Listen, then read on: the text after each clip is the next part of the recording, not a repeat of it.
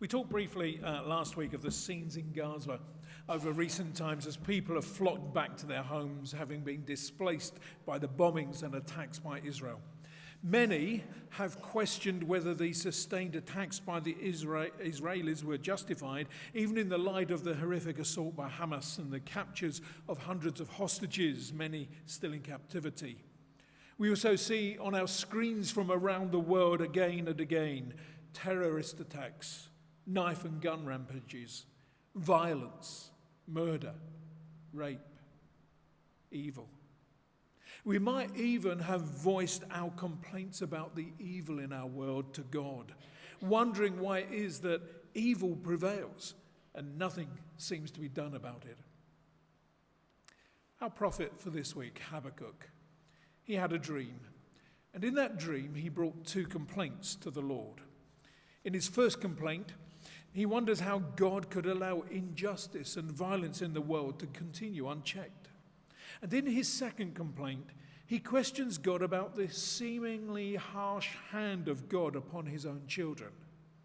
Habakkuk's oracle is this problem of evil, and specifically how God can see the wickedness in the world and appear to do nothing about it. And that is a message and a concern that troubles many people today, and perhaps even some of you here. So let's quickly and briefly look at the problem of evil. Because throughout history, there have always been nations who have gorged themselves on violence and destruction. There have always been evil nations wanting power to control others, making them subservient to their demands. We see it with Russia and China. We saw it with the apartheid regime in South Africa, with the Khmer Rouge, with North Korea, with Germany and Japan during the war, and many, many others, because throughout history there have been proud empires, yes, even the British Empire, who have enslaved others. The Ottoman Empire, the Portuguese Empire, the Spanish, the French, the Romans, the Vikings, the Greeks, the Persians, the Babylonians. Greedily, they all grabbed what belonged to others for selfish ends. They justified the cruelest means. They climbed to power roughshod over the backs of others. They destroyed, they dehumanized. And that still goes on in our world today, and it will continue to go on in our world. For the problem of evil is a timeless one. It's not a new one, and we come face to face with it every day. We may even ask ourselves, what is happening in our world today? Can it get any worse? Our prophet Habakkuk thought similarly. He wrote this: "How long, O Lord, must I call out for help, but you do not listen?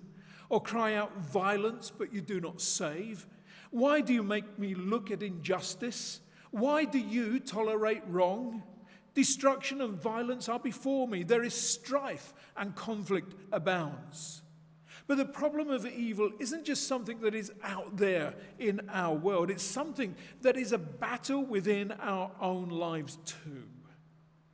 Do we steal? Do we cheat? Do we destroy others with our tongue? Do we tolerate the intolerable for a touch of peace? Are we greedy for more and more? Are we puffed up with pride?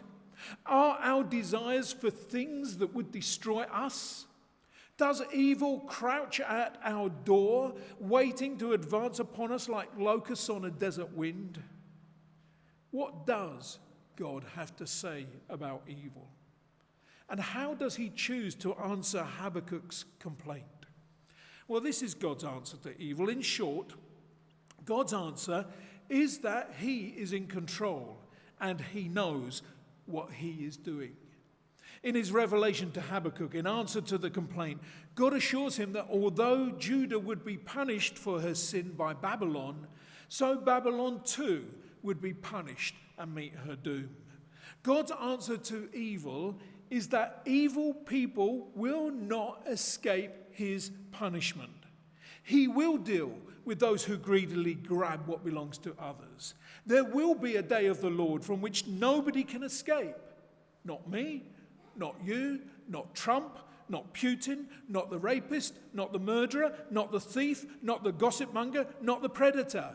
As St. Paul writes in 2 Corinthians 5, for we must all appear before the judgment seat of Christ, so that each of us may receive what is due for the things done while in the body, whether good or bad. And in light of God's answer, what should be then our response in the dark and difficult times when it seems as if evil is crouching at our door? Satan came to God and said to him of the righteous man Job, take away his benefits and see if he has faith then.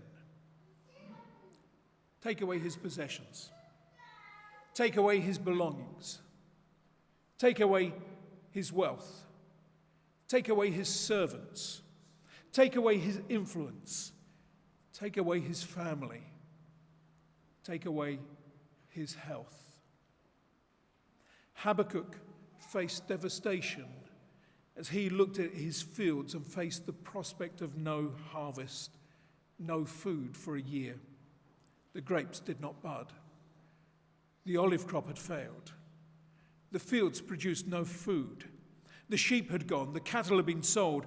Utter, prolonged ruin faced this man of God. Nothing remained whatsoever. Complete and utter loss. Loss. Loss. Isn't loss just another aspect of the evil in our world?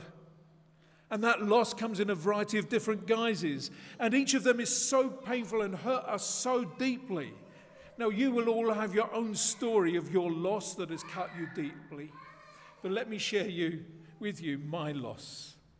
It wasn't of wealth, that's for sure. It wasn't even the blow of the death of people I love. For me, the dark storm of loss, the dark storm of my failed harvest, of the harsh nature of the presence of evil in our world, was the loss of my health. Up until I was 50 years old, I was still pretty fit. I worked lots and lots of hours. I played golf, I played cricket, played football still even. And then all of a sudden, that health was taken away as I had not one but 2 heart attacks. And then I had to have both my hips replaced. And when you go from a place of good health, some of you know this, don't you, because you've been there. When you go from that place of good health to poor health, you feel that loss. You have a bereavement of a sort. But in the midst of my darkness, and I hope this is true for you, I discovered the importance of Habakkuk's one word in his prophecy. He wrote, though the fig tree does not bud, and there are no grapes on the vines, though the olive crop fails and the fields produce no food, though there are no sheep in the pen and no cattle in the stalls. He then wrote this, yet I will rejoice in the Lord. I will be joyful in God, my Saviour. That one word, yet, says it all. It's not that the pain we feel doesn't matter, for we only truly feel loss when it's something that makes life special or that's someone who makes life special. This word, yet, points us beyond the question of pain in our world, and it takes us further than the despair of evil. And it points us towards that which is of eternal consequence and ultimately far more important than any situation we face on earth. You see, ultimately, God is. Or as the great Saint Teresa of Avila wrote, alone, God sufficeth. With St. Paul, we are able to come to that point where we in everything give thanks. And we join with Habakkuk in rejoicing in the Lord, recognizing that he alone is our strength and salvation. And when we embrace Habakkuk's word, yet, the situation around us doesn't change. We do. we change. Habakkuk's prophecy contains for us one of the most beautiful expressions of faith in the whole Bible. Habakkuk is saying, basically, no matter what may go wrong in my life, even if I lose everything I own, God, I will still trust you and I will still serve you because I believe that in the end you will make everything work out all right. Let me repeat once more the single most important observation from Habakkuk. As this book comes to a close, nothing has changed on the outside. The people of Judah have still forgotten God. Violence still reigns in Jerusalem. The wicked still oppress the righteous. And the Babylonians are still God's appointed instrument for judgment. Hard times are coming and there is nothing anyone can do about it. Nothing has changed except for this. Habakkuk changed on the inside. He finally came to the realization that God is in control of the universe. Sometimes, what God is doing just doesn't make sense to us at all. And God doesn't promise that he'll explain everything to us.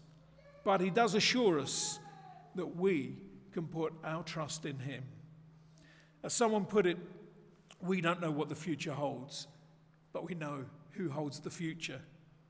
Or as Corrie ten Boom put it, never be afraid to trust an unknown future to a known God. So what do we learn from Habakkuk's journey? Because we're all tempted to raise that same question that Habakkuk did. We want to know why the wicked prosper. We want to know why the righteous suffer. We want to know why there is so much evil in our world. And there are a lot of times that we don't understand why God allows wicked things to happen. And we ask, where is God when it's hurting? Habakkuk was reminded that God will make all things right in due time. Those who are wicked will be punished. Those who are righteous will surely be rewarded. And as long as we can remember that our God is in control, then friends, we can rest and stop worrying. For ultimately, that's the message of Habakkuk. I don't know what lies ahead of me. It may be good things, it may be bad. But either way, my trust is in God. And in the end, I believe he will work out everything according to his will. So let's remember what God has done in the past. Let's accept what he is doing right now. And let's renew our trust in him for the future.